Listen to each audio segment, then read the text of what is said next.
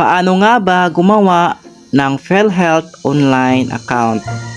By the way, kung bago ka pa lang sa channel na ito, huwag mong kakalimutan i-click ang subscribe button at i-click ang notification bell para updated ka sa mga bago natin tutorials. Kapag Android yung gamit ninyo or PC, pupunta lang po kayo sa mga browser ninyo or sa Google Chrome ninyo at i-search dito yung PhilHealth. Yan. At i-click po ito yung unang lumabas. Kapag bago ka pa lang po na napag-register dito sa PhilHealth, dapat meron ka ng PIN number or PhilHealth identification number. I-click nyo po dito yung tatlong line sa kilid at i-select natin yung naka-this type site. Ayan, naka-this type site na tayo. And then, i-select po ninyo dito yung online services. And then, i-select naman natin dito yung member, portal, or register or login. And then, dito po, hindi tayo muna magla-login kasi nga, gagawa pa lang tayo ng ating account. So, mag-create po tayo dito ng account. So, nandito po sa PhilHealth identification number, kung hindi ka po napakakuha nito ng PhilHealth identification number, pumunta ka lang po sa malapit sa inyo, sa office ninyo at doon po kayo kukuha mismo ng PhilHealth identification number or PIN. So, i-enter lang po ninyo dito yung PIN ninyo or PhilHealth identification number. Sana po masundan ninyo dito yung step by step tutorials natin para maalam po ninyo kung paano kayo mag-register through online, kung paano kayo gumawa ng PhilHealth account online. So dito lahat po ng mga information ninyo, i-enter lang po ninyo yung pangalan, lahat po na complete address po ninyo. At ilalagay lang po ninyo yung inyong active na email address dito. Pero kung meron naman po kayong email address, ilalagay po ninyo. Pero kung wala naman po, gumawa po kayo ng email address ninyo.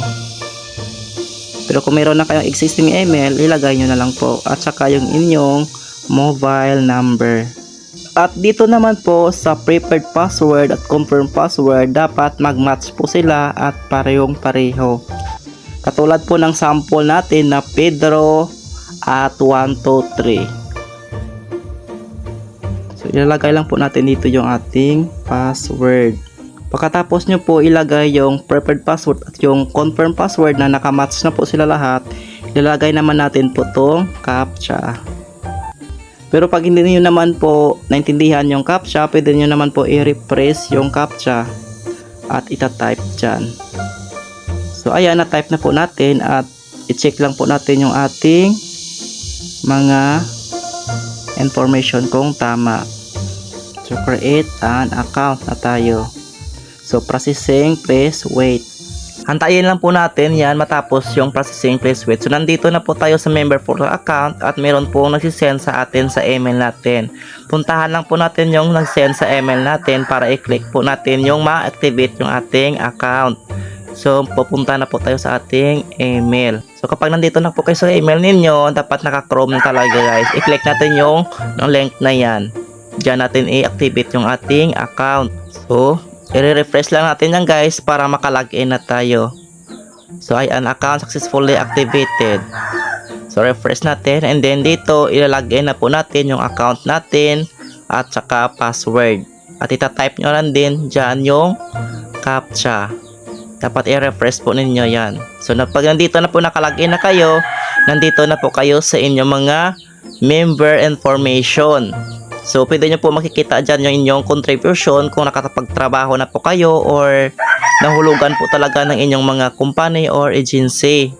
So, makikita nyo dito yung mga information ninyo at saka inyong contribution. So, dito guys, talaga makikita nyo talaga guys yung inyong mga na contribution sa work ninyo, kung nahulugan ba talaga or hindi.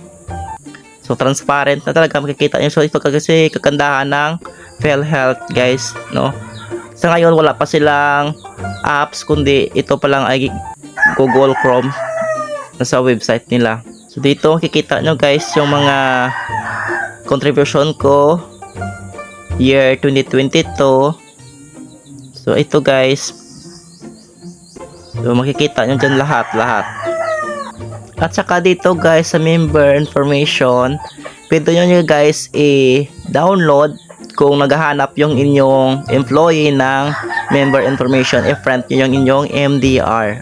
At saka i-download, pagkatapos nyo i-download guys, hanapin nyo lang sa phone ninyo ang naka-download. And then, i-friend nyo na yan po. At yan nyo po ipapasa ninyo sa mga employer ninyo. So hanggang dito na lang guys yung ating tutorial. Sana natutunan po kayo. I-follow na rin ako at subscribe ang ating channel. Thank you!